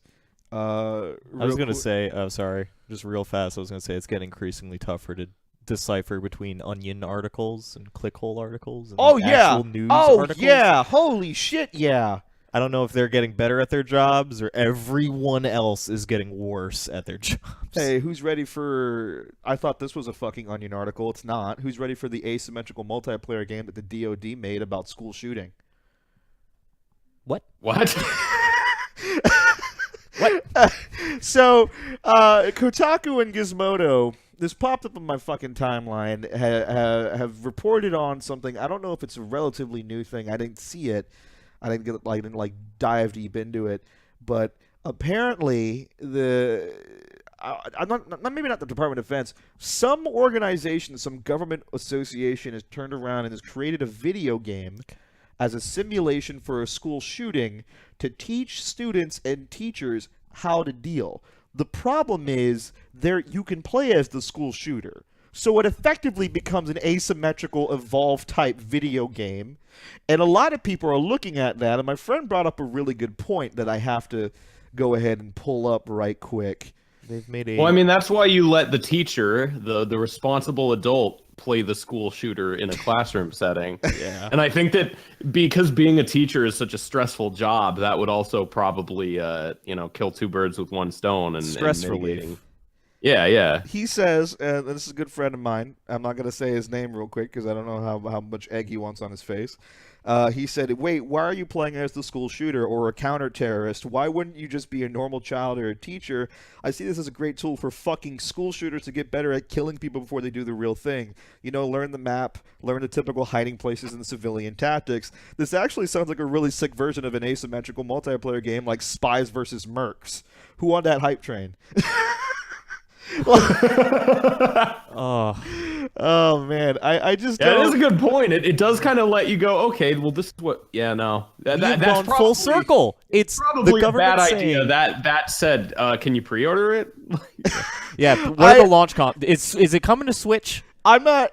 Do we want to start off the Hipsters on Purpose and Lyle Rath brand by doing a fucking asymmetrical joint video where we play the school shooting simulator? I mean, if I get to be the shooter, sure. think it's a great first step for next step. Oh boy, hey man, it's way better taste than what some people are passing off as content nowadays, right? Oh man, that was a good segue, Phil. It was really good, proud wasn't of it? It was real good. You like that? Let's just do a quick PSA before we start this. If you're having thoughts of suicide, I think the most compelling reason now is don't do it, because what if fucking Logan Paul comes and vlogs your corpse? What if he's in your house sitting on your couch? Don't do it, bro. You're hanging. Yeah, and he's just there's like a watching very minor scale chance that Logan Paul will dab next to your corpse, and you have no agency in that if you end your own life. So please don't do it. So when's the Black Mirror episode about YouTube content creators going above and beyond and causing actual suicides to so further that they their can view dab count? in front of corpses? Is that where Yeah. Okay. Oh man, I just what can a part of me is like, what can be said? Another part of me is like, fucking anything and everything. I guess in order to catch up, the 2 people that live under a rock and for whatever reason are following the channel, one of the Paul brothers, the one that everyone thought was a little bit less shitty to deal with, definitely less destructive than Jake Paul, had decided that in him and his team's just really forward-thinking, good-natured kind of, content creating minds that they were going to go into the suicide forest and try to stir up some haunty, spooky, Some fun vlog content Some in fun the suicide vlog forest. in a in a place that is known as the suicide forest, and lo and behold, within what I'm assuming is just a couple hundred yards away, they actually happened upon a troubled soul that is no longer with us, and decided that within their best interests that they should stand right in front of it and only blur his face, but boy oh boy do you need to see this boy's purple hands as he hung himself. There's so much that I just... They put him in the thumbnail. They edited the video together. Yeah. They, like Someone sat there, because when you look at the thumbnail, that face he makes is like he makes that same face where the body's not even located. That was a manufactured shot. Yeah. That was someone knowingly fucking photoshopping that, putting it together within the span of a day, mind you. Well, that's the thing that really gets you, is because it's like, okay, should the cameraman have stopped filming? Yes. Should the editor not have included that? Yes. Should whoever made the thumbnail not have put it in the thumbnail? Yes. Should whoever have uploaded it not have uploaded it? Yes. There are so many people at fault along the chain where I doubt Logan Paul does most of his own work. It's almost like this was totally obvious and it was on purpose. Yes. It's Yeah. almost like that. Yeah. That is the big problem. Yeah, you're not fucking sad because of what you did. You're sad because you got caught. You know I what don't mean? think he's sad because he got caught. I thought he thought it was gonna get him attention. I think And it that- worked! Fuck yeah, I it think worked! he maybe didn't get the exact response he wanted, but I definitely think it was like, oh, this is an outrageous thing to put in a video. So I think the one thing that a lot of people aren't necessarily talking about, or not bringing up as much, because of the fact that like what happened was such a like drastically terrifying, tragic thing Yeah. to even remotely do, is the logistical side of it. Why, in the grand scheme of things, in a fucking day and age in which the simplest of videos are being demonetized, did this guy's video that very clearly had the word suicide in it, a dead body, and a whole bunch of key phrases that should have marked that fucking thing for deletion, get on top 10 trending within 12 hours of it posting? I mean, re-uploads of it were on #1 trending. Exactly. It's astounding, because at this point, I think anyone who's even remotely talking about incompetency at YouTube, it's not true. This is I don't want to get conspiratorial here. This is a very clear case of favoritism. Absolutely. And it makes sense, because when you're talking about, like, first of all, how like that fucking movie he's in for the YouTube Red series, The Thinning. I have heard about that. Yeah, but where he's in that, but not only that, but the man generates him and his brother generate probably a constant stream of revenue that they could Yeah. Okay. potentially... So before we get to tinfoil on head, let me just throw a little bit of a wrench in this. Okay. He's probably on a whitelist, and he uploaded this video on January 1st. So if you know anything about technical support of any sort, I'm assuming most of the staff that would actually look at that kind of thing is out for the holidays. But I still don't think that that's an excuse, but I'm just going to throw that wrench in there. Well, yeah, but even then, I still right think up that front. I think the idea of like whitelisting certain people, especially when Is favoritism? Yeah, but that it's shit just shitty. happens. It's Like it's it's fucking it's shitty. like it is shitty, but I mean that's just fucking. I mean, you want like the honest reality of it. That's just kind of what it is. YouTube is a partial platform. I'm not thrilled about that, but that's boy, what a time to fucking take the rated PG swear word out of my name, because it's probably gonna be a big old crackdown coming soon. Oh boy, Yeah. what is 3.0 going to look like, man? 'Cause Yeah, that well, that okay, podcast so has been crazy on some people. So I don't know if necessarily it's going to be bigger, or if the damage is already mostly done, so it's going to be smaller. But if you do look at it, if you just look at it from like a severity standpoint, this is kind of like a fucking what's it called? Like a Venn diagram middle circle between the PewDiePie thing and the Elsa Gate. Oh yeah. Like in both situations, you have a content creator that, you know, was favored by the algorithm and kind of became, you know, the face of, you know, what you think of when you think YouTuber. And in both cases, and then in the case of like Elsa Gate, you have content primarily aimed at children that is vastly inappropriate for children. So this is kind of like, it's both of those things combined. I would be really surprised if there wasn't sort of a crackdown. Although the narrative can maybe be a little bit different with this one because Logan Paul is getting so much shit from everybody around him. Like, unlike the PewDiePie thing, like when the Wall Street Journal PewDiePie thing, not the other one, the Wall Street Journal PewDiePie thing, a lot of people went to bat for PewDiePie, and I think rightfully so, because they were clearly like hit pieces. You know, in this case, anything you say about Logan Paul is probably fucking, you know, it's dead on, and most of the community unanimously agrees that he fucked up pretty huge. Yeah. Showing a big old corpse of Rooney. When your fuck up goes not only to the point where it's trending on the top 5 on Twitter, pretty much globally, but also when Hollywood actors and actresses come out of the woodwork to have their say about it. And you know what the worst part about it is? In the grand scheme of things, Logan Paul's so big, it's not going to do anything. Everyone keeps talking about it's not going to hurt his numbers. Yeah, it's not. I mean, it's maybe going to hurt like certain advertisers, but the guy has so much fucking money that he's, you know, he can just live off of it. And the problem is that it's not. I've been keeping up a little bit to see if he's had the audacity to upload a new video, because according to someone else in chat, I didn't see the name, but he's been in Japan for a very long time doing even more culturally inappropriate bullshit and just throwing that out there as much as humanly possible.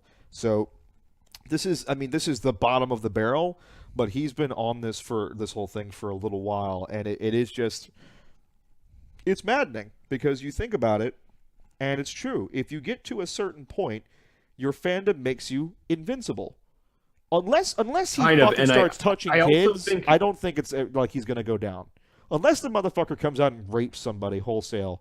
Like that's how, I hate to say, like, be as like fucking vivid as that, but that's what it's gonna come down to.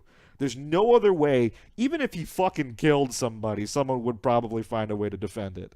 I mean, okay, so if you, like, I'm not saying that I consider them on the same level, but probably how his audience perceives him. If you look at, just imagine being like a 12-year-old kid and you're hearing people say, like, about like Jackass and Johnny Knoxville, like, oh, they're so inappropriate for kids and stuff like that.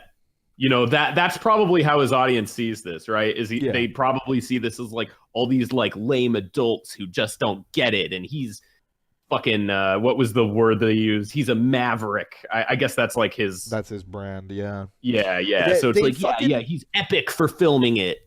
Most people they wouldn't kept saying film the it. word that they kept using was he's real.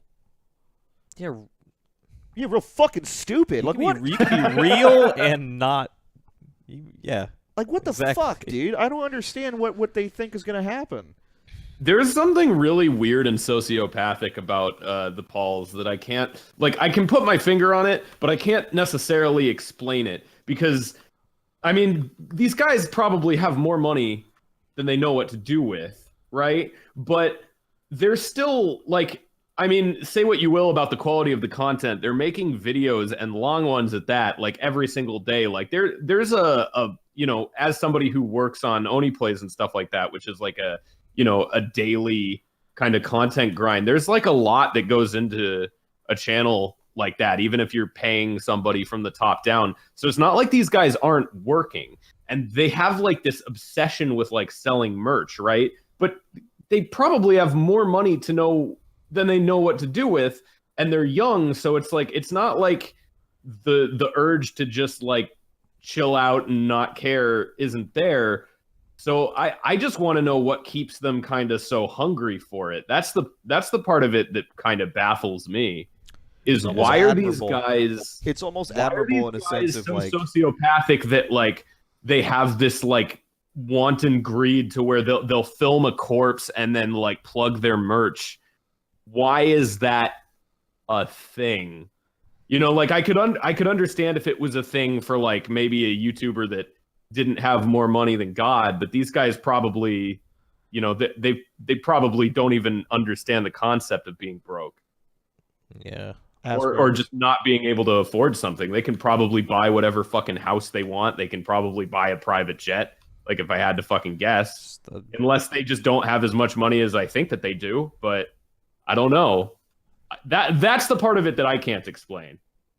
Is like just kind of like the sociopathic pursuit of, you know, of like merch sales and views from people that don't, you know, could very easily just relax a little bit. Yeah. You know, Take a break. That's maybe I'm like kind of stepping past the issue a little bit here, but that's the part of it that like really genuinely fascinates me. Yeah. I don't know. I mean, I don't think there's a lot of discussion value about should you film a fucking corpse? Probably not. No. I mean, are we all just in agreement unanimously about that? That's pretty agreed upon, I would say. That's that John Cena thing got to him. Hustle, grind, respect. He forgot about the respect part. Yeah, though. he did. Yeah, he did. It's like, hey, you know, he could be one of the most popular people on Live Leaks. He just chose the wrong platform. Yo, we live leak now. That was my favorite tweet of fucking 2018 by far.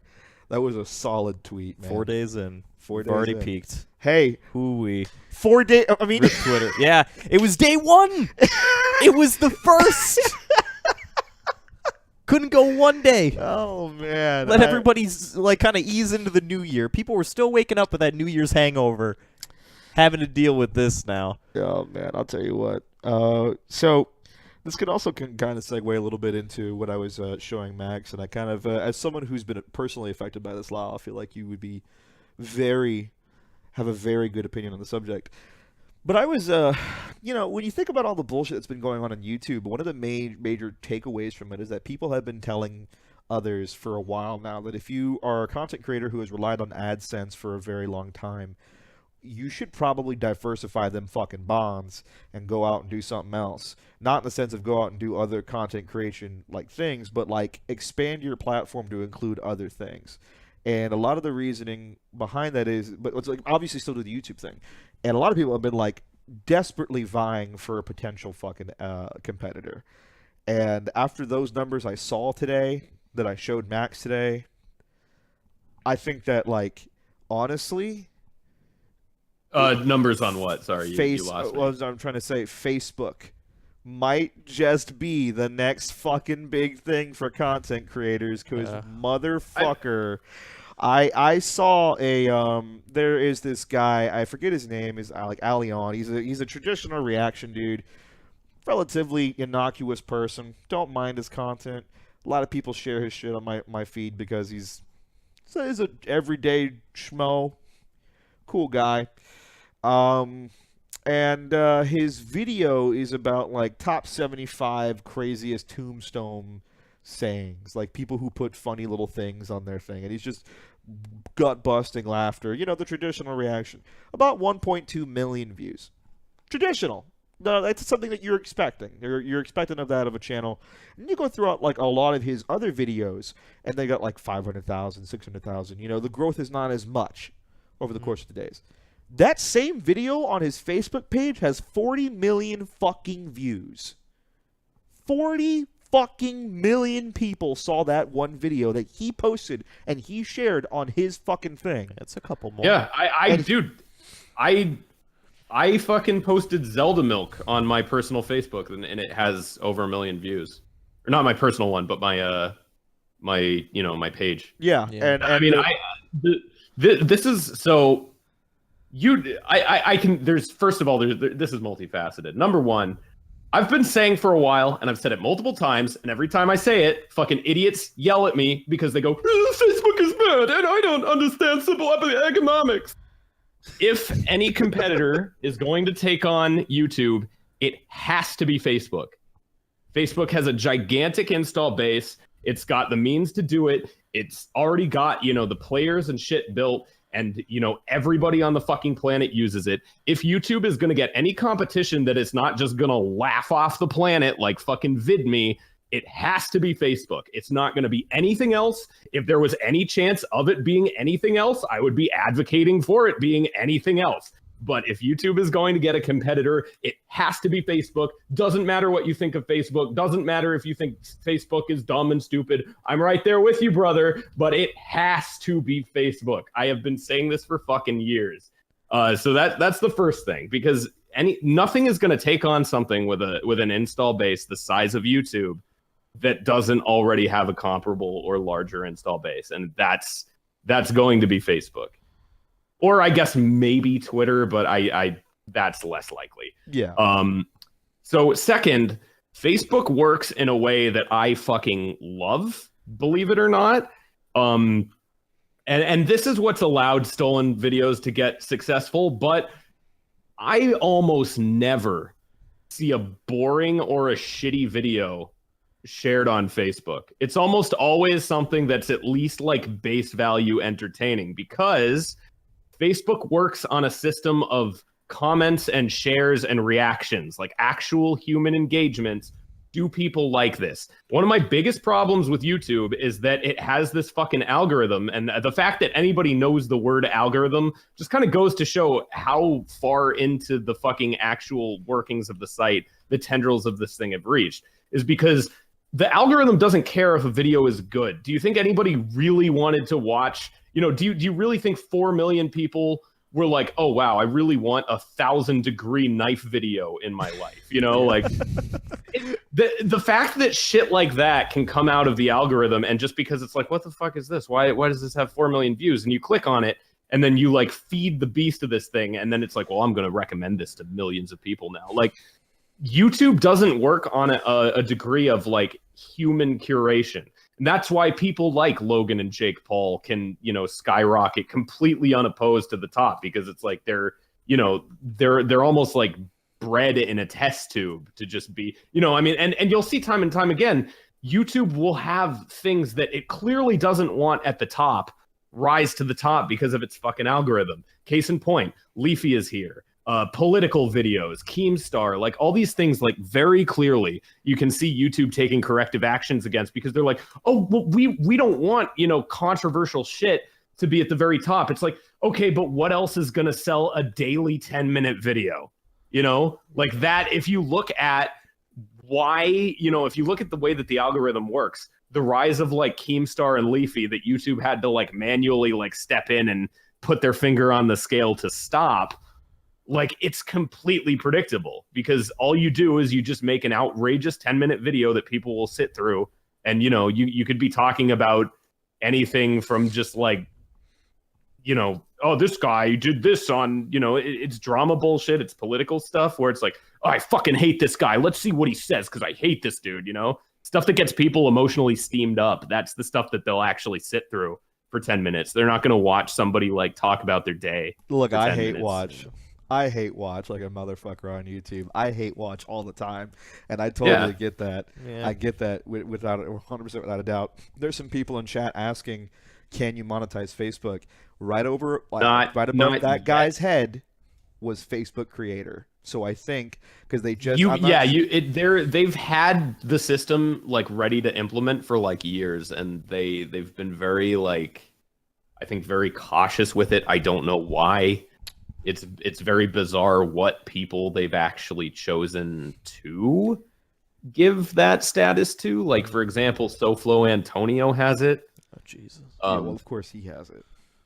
Which is weird, because all he does is fucking steal videos. I don't know about anymore, because he got yelled at enough. Well, I mean, there's a couple of the... a lot of people... What Facebook does now that's annoying as fuck, but it works from a monetary standpoint, is that they have pre-roll ads or mid-roll ads now on a lot of content. Like a news source, like a Now This would have like, you won't believe what Trump did in the fucking golf course today. Just wait until, and then it hits you with a fucking ad right in the middle of the video without even stopping. But yeah, it's annoying. No, I mean, I actually really miss, like, the feature that I miss on YouTube the most is like remember when it would tell you when somebody liked and favorited something like on their page? Yeah.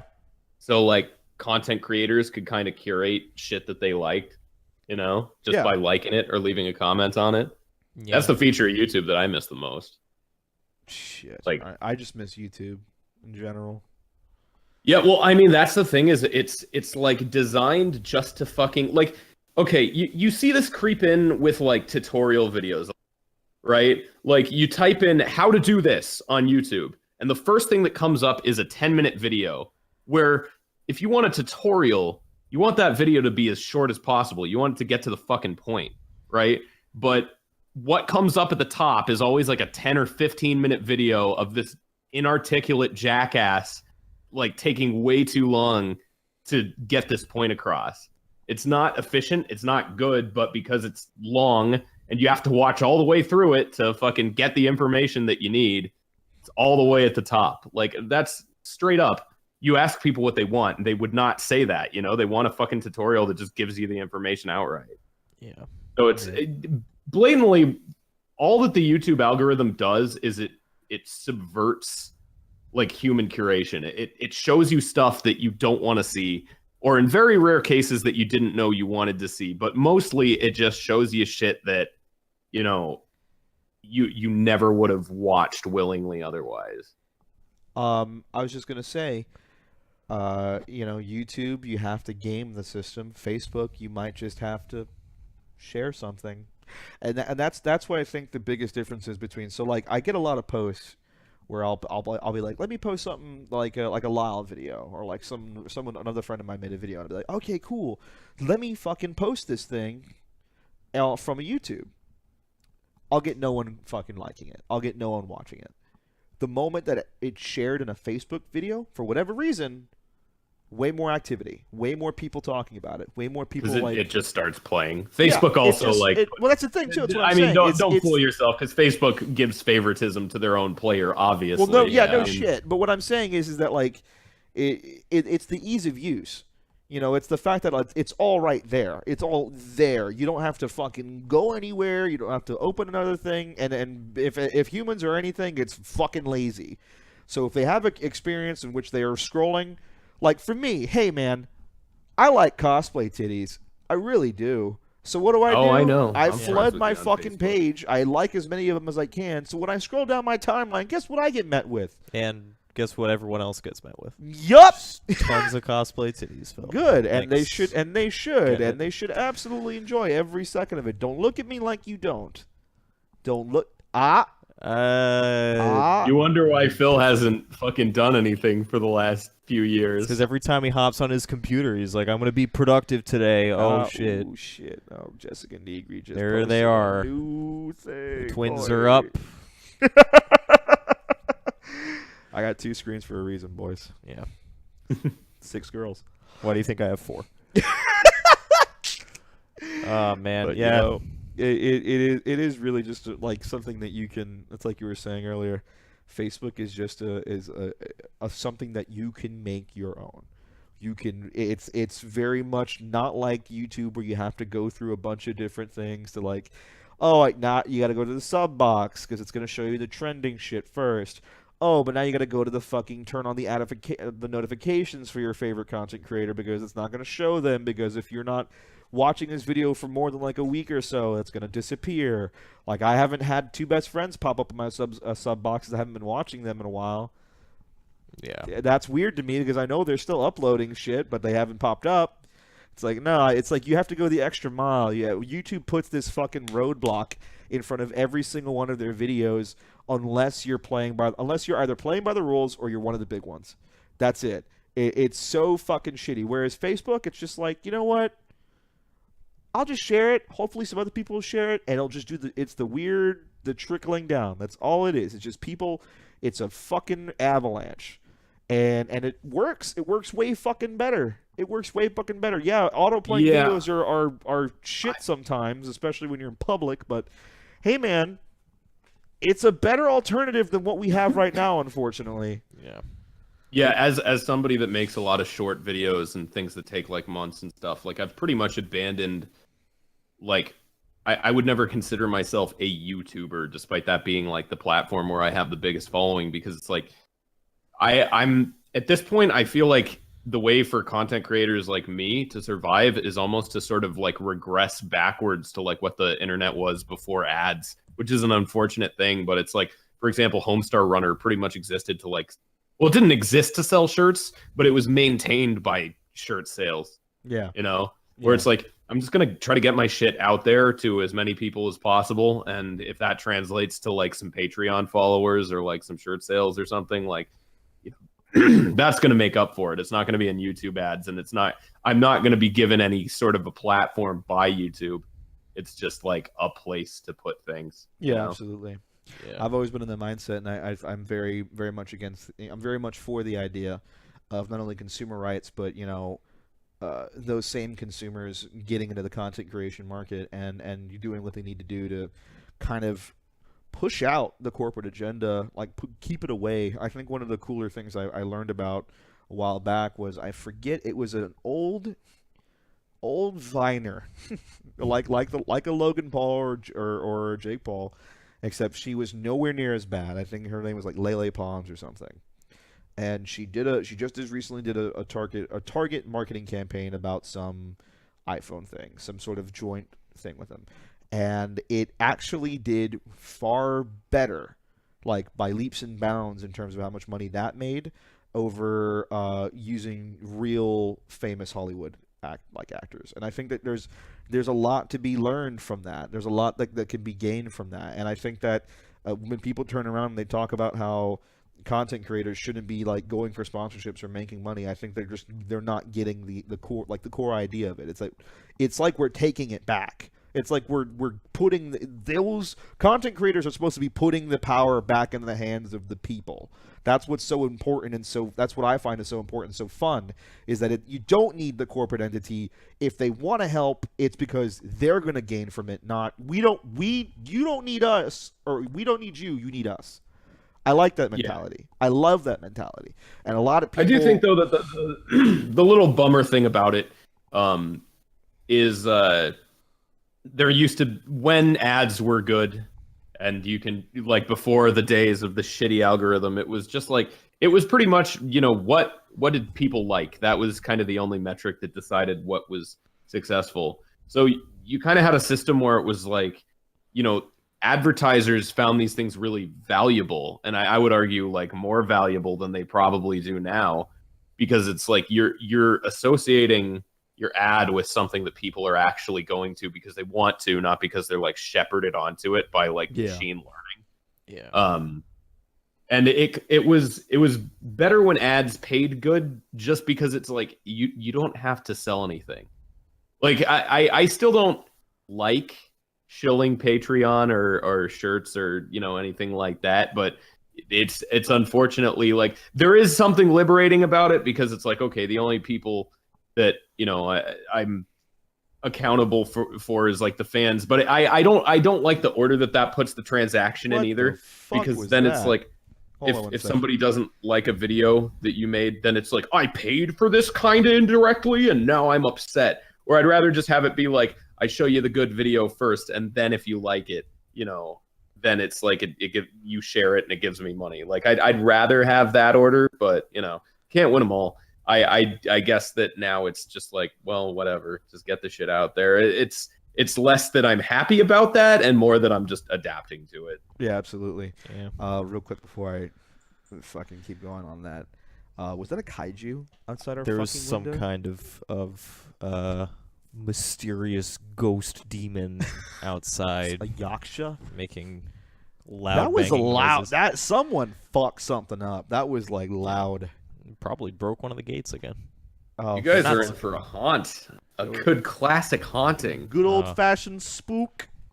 But no. Hey, I still use that word I like didn't it's say, supposed hey, to don't be look at used. me. Hey, don't Your look at me. face spoke way That's- more. Listen. than what Yeah, but needs it's an to be- audio podcast, so let's keep our opinions to But I ourselves, see- Bill.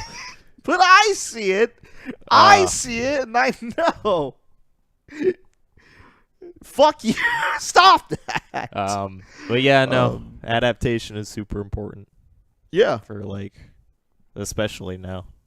It's just I just like the one thing that does bother me though is that people bitch up and down the walls about YouTube. Then when an actual creator that they like makes something that's good, they just go, "Oh yeah, that was good." But then when that thing fucking like gets demonetized or something, and then the creator bitches about the video getting demonetized, that's the thing that they'll retweet. I don't know. That kind of bothers me a little bit. retweeting the aftermath rather than the content. To Yeah, or just like they'll fucking they won't actually help the product, which is the important to me, rather than like the fucking outrage or the personal attention. It's like, does the video get out there? Like all the retweets on me bitching about YouTube are great and all, but I would rather have had that on like the actual fucking thing that I made. Yeah. Just make another Big Bang. Where it's like people are allegedly really mad about how like all these creators are getting like swept under the rug by this algorithm, but they don't actually do anything to manually curate against it. I just think people need to get better with that if they want to see actual change. I do believe that there is a reason for. If you don't want Logan Paul to be the biggest creator on the platform, maybe you should start propping up people that you would rather see there. I think the Logan Paul problem is just a little bit more than the sheer idea of like people shouldn't be doing. Like, here's the thing. Back in 2007, the same people who are using the internet now were not using the internet. They weren't there. They just simply were not there. And I feel like what's going on right now is that there's this weird mainstreamization, I guess you can call it, of the internet as a whole. And I think I had a conversation about this with my stream a little earlier in the year last year. And a lot of people were talking about like kind of the whole death of comedy thing and how people get easily more offended at certain things. And I think it was actually during the PewDiePie stuff where it's like you can't say certain shit anymore. You can't even like I don't even use the hip hop interpretation of the N-word as much anymore because of the fact that I'm afraid of the backlash that may potentially come from even like a small set of people. And a lot of it, I think, just comes from the fact that there is just a new mainstream audience that wasn't there before. Yeah. The people that were ruining TV are now ruining the internet. And the only thing that we can do is attempt to educate them instead of sitting there and pushing them away. And I think a lot of the reasoning why they're consistently going back to the bad content is because of how accepting that content is, because of the idea of them pushing, whether it be a false sense of it, they're still pushing harder on a community thing. And there's everyone's always about that like sense of positivity. Kind of. I would also say that in the case specifically of like Logan and Jake Paul, a lot of their audience is children, and if you want an audience that can be easily shepherded by machine learning into watching and liking content that they wouldn't naturally be drawn to, it's children. Yeah, absolutely. I just think that I mean, the thing that fucks with me is what happens when that generation grows up. Like now that now that the hooks are in them, are they gonna fucking stay like this? No, I don't think so. Athene Wins managed to start a fucking cult by being like a popular StarCraft streamer in 2009. So yeah, but when is the last time before like you brought it up to me? When's the last time you've even heard of Athene Wins? Like when's the last time? I only hear about Athene Wins when he fucking scams a certain community or cheats in something. Exactly. That guy is another fucking sociopath. Yeah, but that's on a different level. Like that's in the neurons. I've heard nothing about brain this. functions on logic. Fuck that guy. Fuck that guy. Might have to do some research. Do you know who Athene Wins is? I have. Athene Wins was a StarCraft streamer that started a cult in a former Nazi hospital. And it's like a cult and commune, and he has this fucking like hour-long manifesto that's like complete Scientology grade nonsense, where he starts it out by saying like the human brain reacts to new information it does not know how to process the same way it would in a physical attack, which basically to a stupid person is, if you hear something you disagree with, you're immediately going to reject it, but you have to like be open-minded to it. And then he just uses a bunch of big words and says fucking nothing to sell like the idea of a cult. He calls it like neo-Spinozism, but he's never fucking read Spinoza. The guy is out of his goddamn mind. Man, amazing. he's fucking straight dumb too. If you actually like decipher what he's saying, he's very good at the smoke and mirrors, but the guy fucking knows nothing about anything. So he's got that like full of himself confidence, and this is like, while I'm on my tirade, as somebody who's done like the streamer thing and the YouTuber thing, one of the things that puts me off it a lot is the skill set that you start building to be an efficient streamer and to be like a community leader and stuff like that is identical to the skill set of being a cult leader. Like, that's essentially what it is. It's the reason why you see all these like streamers and stuff have names for their fans and Silly shit like willy that. wacky wobblers, man. Yeah, it's fucking, it's really creepy if the person like up that high is willing to abuse it, and a lot of them are. Yeah, that who the fuck would do that anyway? I'm just saying, go like, ahead and put down my landfill people over here somewhere. well, no, I'm just saying, if you don't abuse it, that's one thing. But let's just say you should never print a shirt of yourself holding the world with the text "You are loved" underneath it. Yeah. Which, by the way, not gonna name names, is a thing that one of them did. Gonna have to look into that one too. Yeah, Because we're gonna have to turn the stream. We're gonna turn the stream off and have our real podcast. Yeah. Have the real shit cast going on. But you know, I went down a rabbit hole of Athene Wins videos the other day, where I was like trying to figure out what was going on, and a lot of people, you know what the problem is, Lyle? A lot of people just think he's trolling, and he might be, but it's the biggest joke of all time. So he's not trolling, but when cornered in debates, actually one of my like favorite like guilty pleasure debates is actually with Athene Wins, and believe it or not, Destiny, the JonTron guy. Oh my god! Fuck my wife, John. Just fuck my wife. John, can you just fuck my wife?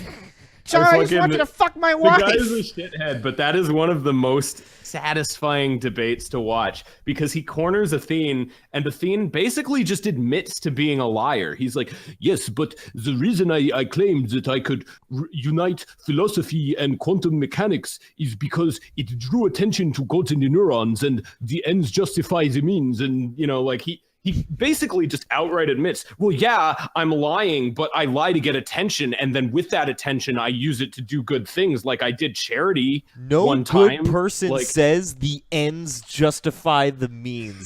That is specifically an evil thing. It's like typical cult leader shit, but yeah, the guy is fucking completely off his rocker. See, that's what our shirt's gonna say. It's gonna be me and you holding up the planet, and it's gonna say the ends justify the means. When's the fucking countdown to when's a 24-hour stream where we called the countdown to Jamestown, man? When's that gonna go down? God damn it. Oh, brother. The internet's a strange and unique place, but 2018 is definitely gonna be a minefield of just nonsense, complete and utter nonsense. That is, if we live long enough to understand what any of that is. God, I hope so. I hope to see all of you beautiful people here at some point, but it's getting pretty late for me, and I think that we've had a pretty brilliant podcast so far. Just starting out, you know, we've had some kaiju, some technical difficulties. We talked shit about a lot of people. Yeah, not too many name drops, just the ones that are current. Yeah, you know, just the shade throwing will be another time. Yeah. You know, but it's been a good time, and I want to go ahead and say thank you to our boy Lyle. Lyle, once again, I love you, brother. Thank you so much for coming on. As I say at the end of all of our conversations, Phil, not just the ones we have publicly, you're welcome for me talking to you. Oh, you're such a piece of shit. He says this. The motherfucker says this after he literally made my bed for me like a father and almost tucked me in. That motherfucker says Whispered this it into your ear as he literally became the ever dad. He was like, well, I gotta get the big boy into bed. He's got a big day tomorrow. Son of a bitch. If you for whatever fucking reason don't follow Lyle, shout your shit out. Yeah, I'm now Lyle Rath on everything, or Rath Club, rathclub.com. Oh, I can do the Alex Jones thing now. Rathclub.com. Go to rathclub.com. Obama time. Max, who are you? Who am I? I'm Max, or MAXX, or anything else, however you want to say it. You can find me at MA, the word double, and then X, on Twitter, YouTube, Twitch, pretty much everything. And then I guess on here more often. Yeah. Also, fuck you. You follow me. You should already have my Twitter. I'm not telling you what it is. You figure it out. It's look down. Scroll a little down. If you're There's listening Phil. if you're listening to this from somewhere else, we'll have all the shit. No, excuse me. We'll have all the shit posted somewhere else anyway. Oh, so that was good. I think it's time to take a nap. Get it? Will that work for not another podcast? Is that the catchphrase Is that of the podcast? catchphrase? Let's take a nap. Let's take a nap. I almost said something I shouldn't have. What were you gonna? You were gonna say? No, it's you're gonna make a we'll go to bed say, joke, weren't you? No, it's not a go to bed joke, but I'm happy you did that. Anyway, thanks for watching, guys. Oh, one thing I would like to say, I'm gonna try and get a specific email set up, so maybe we can do a little question thing next time. Who knows? Maybe lightning round. Maybe a little lightning round. Oh man, Maybe a little something. I see a lot of people in chat yelling about it, about Swagalagging. Max saved anime. Thank you. Do we want to just for? Is the chat awake? Do we want it, Lyle? Do we want a lightning round? Do we want a lightning round, Lyle? You know what? Fuck it. For old time's sake, I'll do it. Let's do lightning round! Ding ding ding ding ding ding ding ding ding! Okay, where's Dex? Hopefully dead. Fuck you. Immediately. Wow, strong start. Where's Dex again? No, stop. You can't keep asking it. So hard into that one. Yeah, we did. TrueSwords.com. Hey, Max, where do you get the best sword? At TrueSwords.com. Ooh! Oh, no, it's not there. Oh, okay. But if I had one in that drawer, it'd be coming from TrueSwords.com. Ooh, canoe. Why is your canoe so hairy? Maybe you should stop skinning people in it. Who in this chat would you kill first? You, Jesus. No, Nah, he's a good guy. that's a hate crime. He's Jewish. What? I'm an eighth Jewish, so it's an eighth You not. know, have you ever like gone back and questioned that guy wasn't even who he said he was? There was two guys. There was two fucking guys. You remember that? There was two There were two motherfuckers. voices, wasn't there? There was. There was two people laughing. Whoever that was just tried. Fucking idiot. Are we in the worst timeline? Yes! Yeah, it goes back and forth, but right at this moment, yeah. You wanted a new monster for horror movies, what would it be? Anything but zombie. Literally anything. Yeah. I don't know. I think we're living in one right now. It's a kind of Logan Paul. That's a new fucking horror. Oh my god. Horror monster.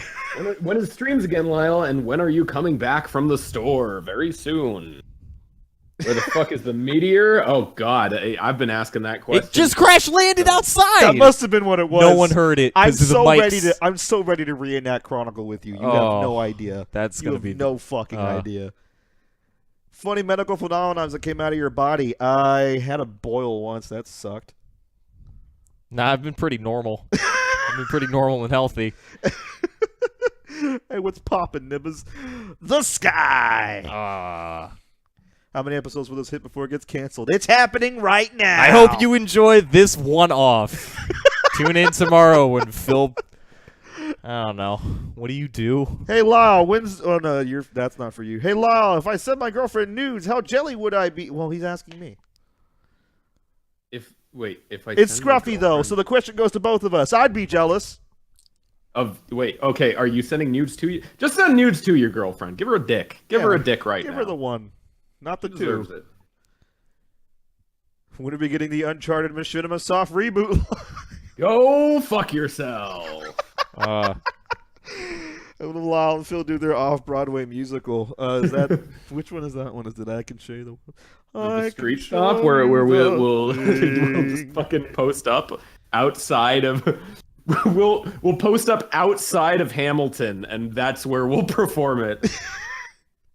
See, that's what's gonna happen. We're gonna fail as content creators, and you, me, and Lyle are just gonna have to become interpretive dancers outside of a fucking Broadway until somebody finds us. Oh, jeez. That's what's gonna happen. When is serious fucking Halo Machinima 2? Yeah, see, the thing about that is all of them get canceled one episode in, so that's actually part of the joke. Take that, idiot! Ooh. On a scale of cuck to NTR boy, where do you see yourself?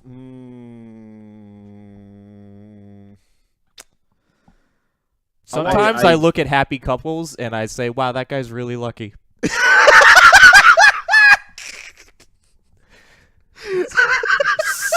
So like a 4, maybe? I